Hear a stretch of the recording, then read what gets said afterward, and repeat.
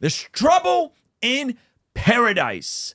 There is an ongoing civil war within the MAGA movement, courtesy of Vivek Ramaswamy's and Elon Musk's influence on Donald Trump regarding the H-1B visa situation. Now, Trump has apparently flip-flopped on this situation. Why'd you change your mind on H-1B visas, sir? I didn't change my mind. I've always felt we have to have the most competent people in our country. We need competent people. We need smart people coming into our country. And we need a lot of people coming in. We're going to have jobs like we've never had before. But sir, you said you changed your position. Okay, so the H-1B visa cap is 65,000 visas per fiscal year, plus an additional 20,000 visas for foreign professionals who have a master's degree or higher from a U.S. institution. The additional 20,000 visas are known as the master's cap. Okay, so what does this mean? This means that, so what's supposed to happen is 95,000 people from other parts of the world are to get visas to come here and work. They're supposed to be highly skilled people. The majority of H-1B visas come from India. And what's happening within the MAGA party is you had, 85,000. Thank you, Kevin, for correcting my math. The majority of people that are coming over coming from India. So what's happening within the MAGA world is you have people that are like generally like, yeah, we got to clean up bad illegal immigration. We got to clean up our borders.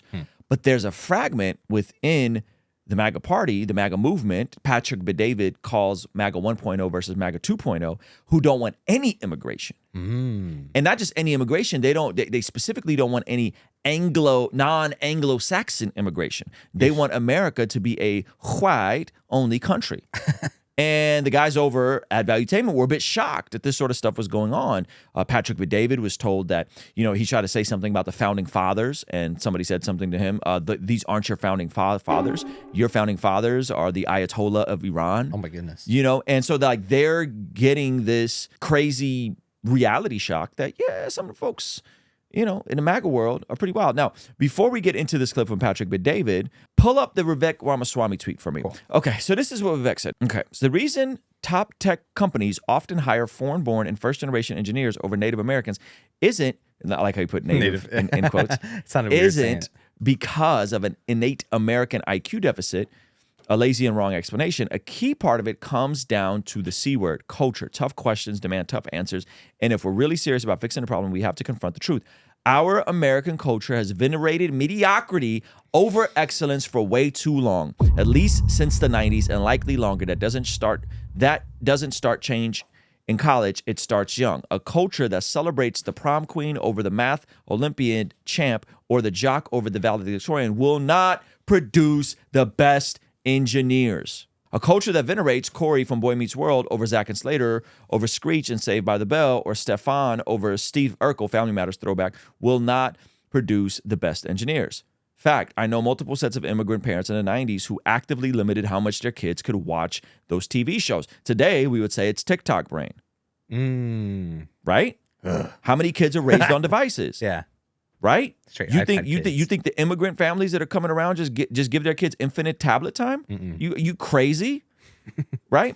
And so he's pointing at the culture of America, and this is why he's saying people aren't getting into STEMs, right? And so he just goes on to say, like, look, we have way more excitement about extracurricular activities and hanging out at the mall than we do about building better culture. Right? Keep going. Most American parents look skeptically at those kinds of parents. More normal American kids view those kinds of kids with scorn. If you grow up aspiring to normalcy, normalcy is what you will achieve. You don't want to be normal. You want to be weird. Normal is now abnormal. Now close your eyes and visualize which families you knew in the 90s or even now who raised their kids according to one model versus the other. Be brutally honest. Normalcy doesn't cut in a hyper-competitive global market for technical talent. And if we pretend like it does, we'll have our behinds handed to us by China. This can be a Sputnik moment. We've awakened from slumber before and we could do it again. Trump's election hopefully marks the beginning of a new golden era in America, but only if our culture fully wakes up. A culture that once again prioritizes achievement over normalcy, excellence over mediocrity, nerdiness over conformity, hard work over laziness. Okay, so I think Vivek is cooking. Kind of cooking. Personally. 153,000 likes. This caused a massive divide within the MAGA movement because They're saying no, companies like Disney, allegedly, and I have that there on the Fox Business, are outsourcing H-1B jobs and making employees at Disney train their replacements that are coming over from other, and they're not high-skilled, high competent people. They're doing lower technical skill jobs, right?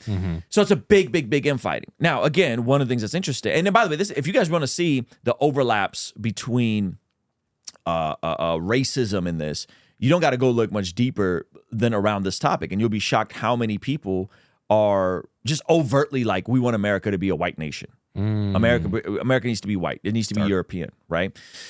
So Elon is in the middle of this. Why? Because Elon's obviously an immigrant. Yep.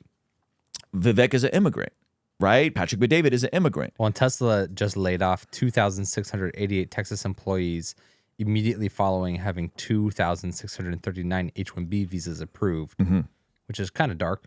Yes. Which is probably the steel man to the H-1B, the angry H-1B. Yeah. And this, and in terms of people being angry about the H-1B, you guys should go check out the Musk versus MAGA. They define it as MAGA 1.0 versus MAGA 2.0, because MAGA 2.0 became more populist, became more wider.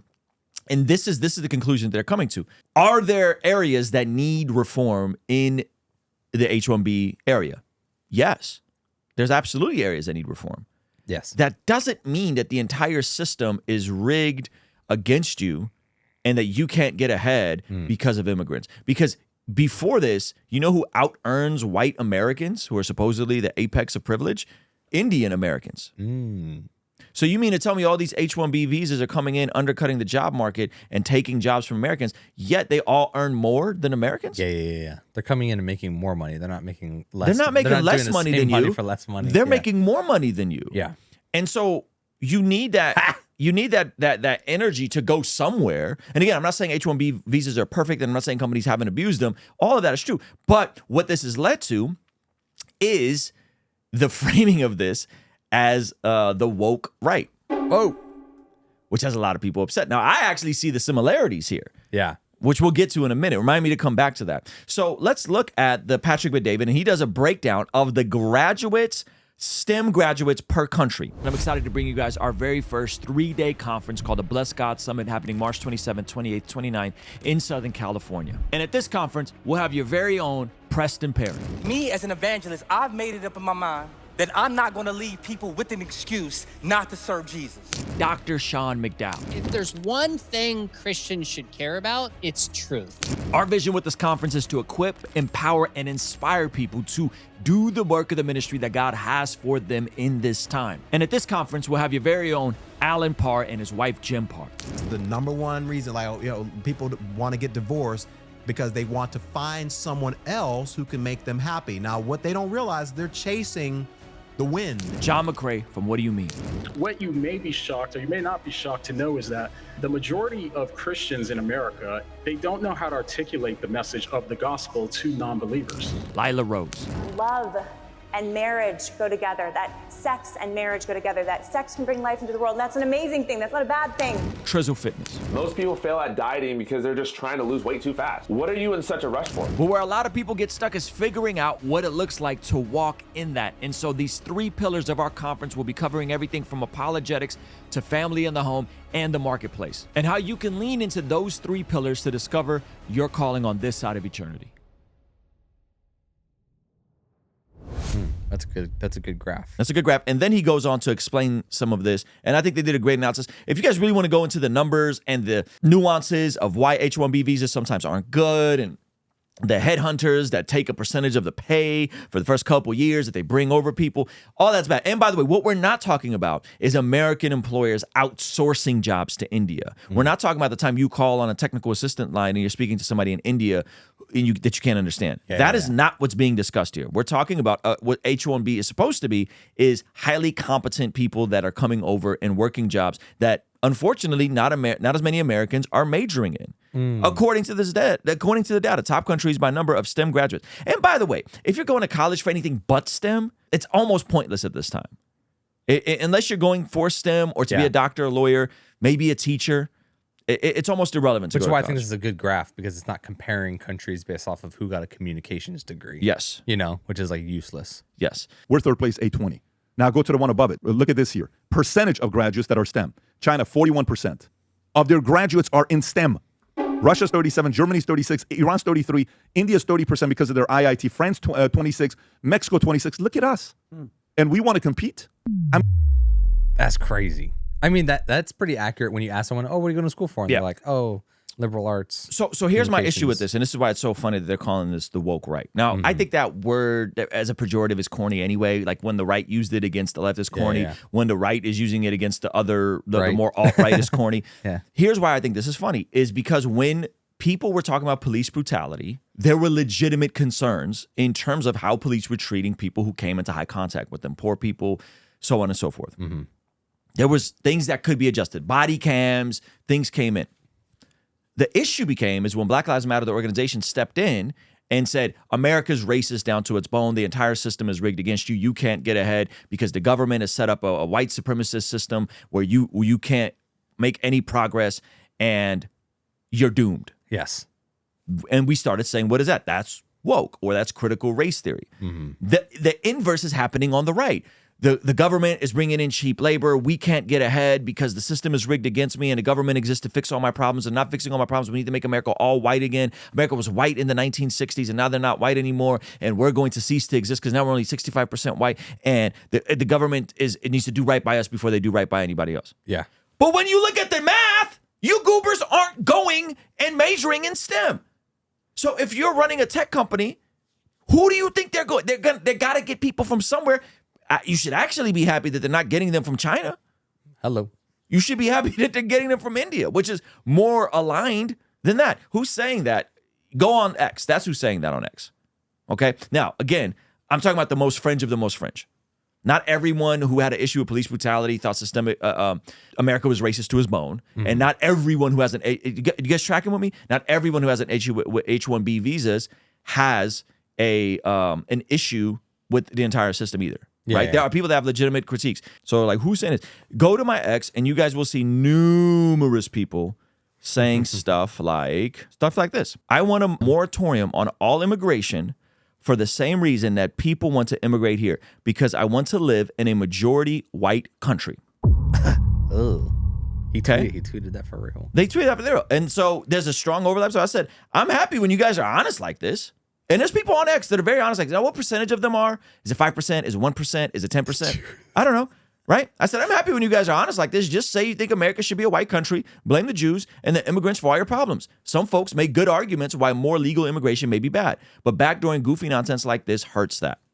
Okay? So there are people that exist like, now again, I don't know how many people are saying this. But go read my mentions, and there's a lot of people saying, you're a white Russian. We don't even want you here. People are saying to Patrick Bet-David, you know, these aren't your founding fathers. Your founding fathers are Iranian. We get out of this country. We don't want you here. So people are saying stuff like this. Now, again, does that mean there's not a legitimate critique of the H-1B visa program? No, it does not mean that. Just like the wokesters on the left had a legitimate critique of police brutality, but you told them they were all making it up because they were being hysterical. Now it's came full circle. And now you're experiencing the uproar of people that literally are programmed to believe, and I'm going to say, and it's going to hurt, and they have a victim mentality that you think that Tesla importing 2,300 jobs, 85,000 H-1B visas is actually getting in the way of you figuring out how to make a living for yourself. Right? Yeah. That's what's happening. So let's go back to Patrick Bet-David because he cooks here. Go ahead. I mean, this is, and by the way, a part of this, to me, is like when you think about when Dallas Mavericks bring Dirk Nowitzki or Luka or Giannis, or all these players that are coming from the European system here, and Kobe would always bash the AAU system in the States, and he came from the Italian, he learned how to play basketball, the fundamentals in Europe. Why do they translate from that league? It's results. So my only concern with this argument is, yes, keep the jobs in America. Yes, give the jobs to American graduates. Yes, make it competitive here. And if some of these guys are coming here that are the smartest people, why not keep them? Why not recognize them? Why not respect the fact that they create jobs? One of the tweets, I said, our founding fathers, a guy responds back and says, those are not your founding fathers. Guy posts a picture of the Shah of Iran, says, that's your founding father. But that tells you what, a part of this, there's nationalists and there's white nationalists. White nationalists, Vinny, don't want people like us. I Here. know. They just don't. White nationalists are a very different model, and they can have that argument, but this got very ugly very quick. Yeah, no, you're spot on with the white nationalist thing.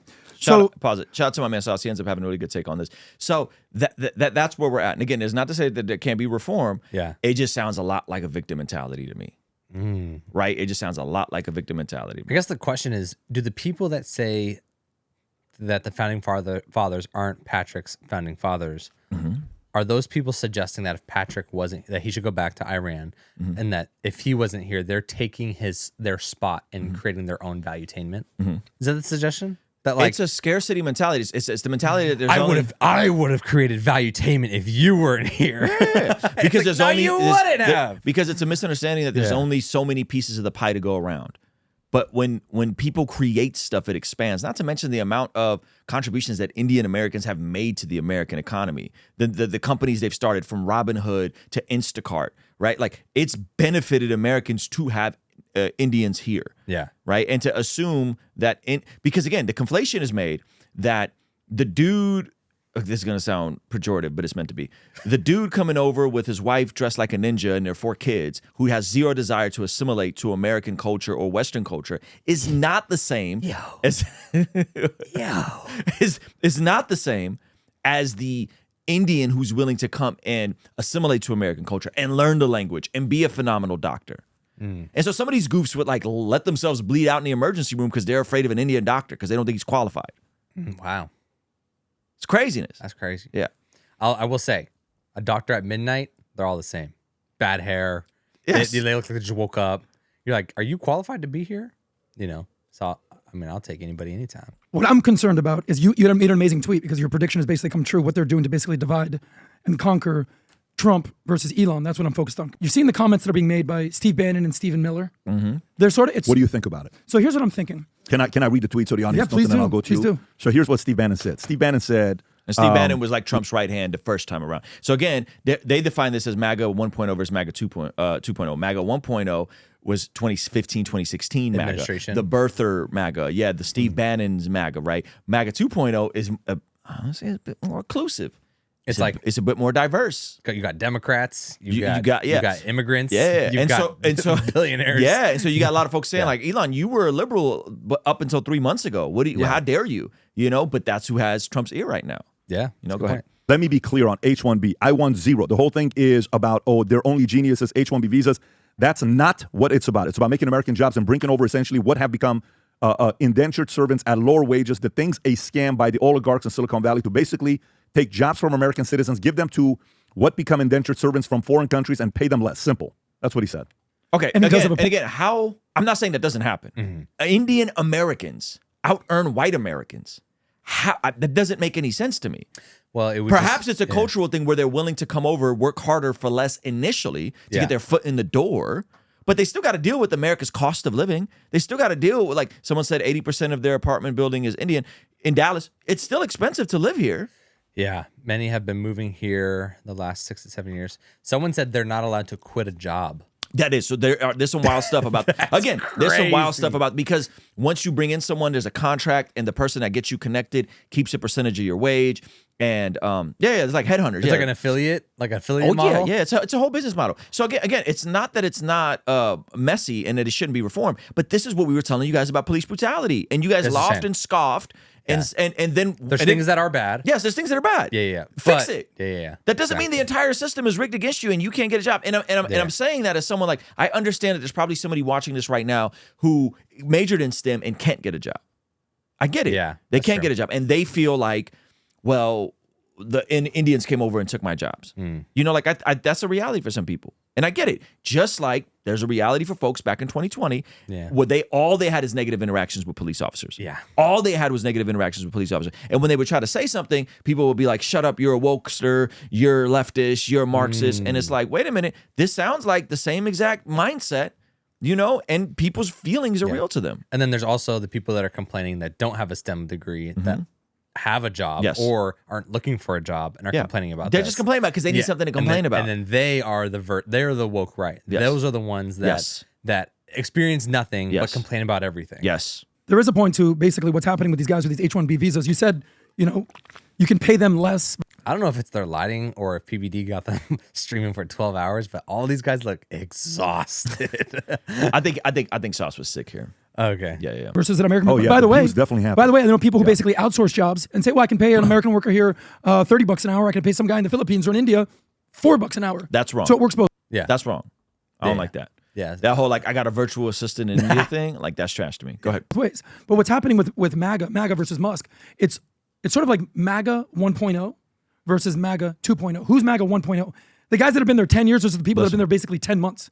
So you have the nationalists that you talked about right there. So you have the working class people, the America first, that want to put America first. They're sort of the populists. They're the protectionists. You might almost say isolationists. MAGA 2.0, the people that have basically been there for 10 months versus 10 years.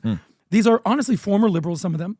They're tech people. A lot of them are billionaires. They're the elites. They're a different form of MAGA. So the interesting thing here is when you do politics, you want to have a big tent party. Hey, we need your votes. We need your votes. We need your votes. Okay, we got your votes. And now you're like, yeah, get the hell out of here. Hold on, I'm sorry. You don't want Elon Musk? You don't want Vivek? Elon Musk gave how much money to Trump? $200 billion? All of a sudden, he's the bad guy? So this conversation that's being had needs to happen, no doubt. By the way, Trump hasn't even assumed office yet. It's crazy because, they say that the way that you campaign is different than how you govern. When you campaign, you made broad, just sort of out there, outlandish commentary. But when you govern, you actually have to do some nuanced debates. But as we always say, FTM, follow the money. Speaking of, you read a stat out there. What percentage of the keep going. Yeah, go ahead. H-1B visas are Indians? 75%. Okay, so it's basically Indians. Yeah. That's what we're talking about. So follow the money, GDP per capita. What's the GDP per capita? In India, they're number 120 in the world. The average Indian makes $8,400 a year. Okay, that's from 2023. So my stat says even, that's what it says, 2,400. I see 8,400. I don't fact check that. America, $76,000 a year, GDP per capita. Either way, if you're working in America, you're making so much more than you're going to make in India. And by the way, what do you think that people do when they make this money? What you just said. So what's your point there? Are you so saying, even if you're suppressing their wages, which is not fun, okay, there it is right there, 7,000. Even if you're suppressing their wages, they're making 10x what they'd be making in India. So he's saying even with the broken system, they're still happy. They're going to come over here and they're going to be happy and they're going to be stoked. So whenever you start thinking it's someone out there that's getting in the way of your ability to figure it out, you've already failed. That's already a defeated mindset. Yes. Right? And so, again, I'm not saying there aren't lawsuits against this. I'm not saying that there isn't realities of Disney potentially doing this. All this stuff is possible. Disney. But the question is, from a biblical worldview, one, who's ultimately responsible for where your life and your family goes? It's not the government. The government's not here to usher in a utopia and to fix all your problems. Two, this is going to hurt, but a lot of folks need to reconcile what do the scriptures say in the Old Testament about how are we to deal with the immigrant and the alien who's willing to come in and assimilate. Yeah. Right? There's a civic law and a civic principle and a spirit of the law that is very friendly. Why? Because the children of Israel and God's people are always referred to as aliens and strangers in the land. Hello. It says it in Hebrews. You're foreigners, you're aliens, you're peculiar people, you're not of this world. So therefore be friendly and extend that to the alien that's amongst you. As long as they're willing to assimilate and come underneath your customs. And that's not even what's being discussed anymore. Yeah. Right? What we're discussing is, why are these people coming over and taking American jobs? Now, again, can that be fixed? Sure it can. But I think this entire situation has now shown, in my opinion, how fragile and how delicate certain people on the right are. And it's sad, like that you really think you can't make it and it's all Elon's fault and it's all the government's fault. That's terrible, And I understand the feeling of that. But man, one of my biggest advantages in life, one of my biggest privileges is being an immigrant because I have perspective. Yeah. I have perspective of what the world really looks like outside of America. Yeah, I think there's almost a flawed, when you're born somewhere in America, say you're born in America, your generation's deep, right? And you feel like America is home and you want it to be represented a certain way or whatever that is. I think it's missing the heart of America, which is like America is freedom and competition with borders. So to really participate in American culture, it is to compete and it is to be free. Outside of that, we have American history, which can play into culture. But America, as it's always been taught, is a melting pot. So, well, again, you got these folks on X saying that's not that. No, it isn't. Whites built this country, and it's like, well, what about the railroads, fam? Yeah. You don't think the Chinese built the railroads? Well, everything. What about the fact that our trade and our exports were built on the back of free labor of people we kidnapped or that were kidnapped and brought here, and then bred here? And you don't think that gave America a competitive edge building agriculture on the back of free labor? Yeah. Really? What about the people that were here before us? Yeah. You know, like what about the like? Hey, like, come America on, was fam. competition. They lost. Say it again. Just kidding. I said America was competition. They lost. But yeah, I will say that. I would say because it is some people's home. I'm saying this is the person that's like angry about life. They forget the value of their home is competition and freedom. And so they want freedom, but they don't want competition. They kind of want to peruse around like it's a socialist society that like is all like, you know, oh, I'm in Ireland and we go back ages, right? And it's like, no, this is competition. People come here for competition. You're born here, but you're not competing, so you're angry. Yeah. And the reality is the people that built this country were immigrants. They came over from another country. Well, that's what I'm saying. Like from the jump, it was, and with even a tainted history, it was competition, and like that manifested in really dark ways, right? But it was at the core. At the core, it was competition. Look at the chat though. For folks who are like, where are these white supremacists? Look at the chat. The railroads are not the system of government or values of the people who established the nation. What's he saying? He's saying it's white people that built this country. Yeah. You're just mistaken. It was multiple people that built this country. It was multiple people that built the infrastructure. That's insane to be like, whoa, the whites just built everything. It's like, really? All that free labor? Really? All the agriculture? Come on, fam. Come on, man. Hey, thank you so much for checking out the video. Comment down below and let me know what you think. And be sure to check out this video that YouTube is recommending just for you. Let me know if they nailed it. All right? I'll see you over there. Peace.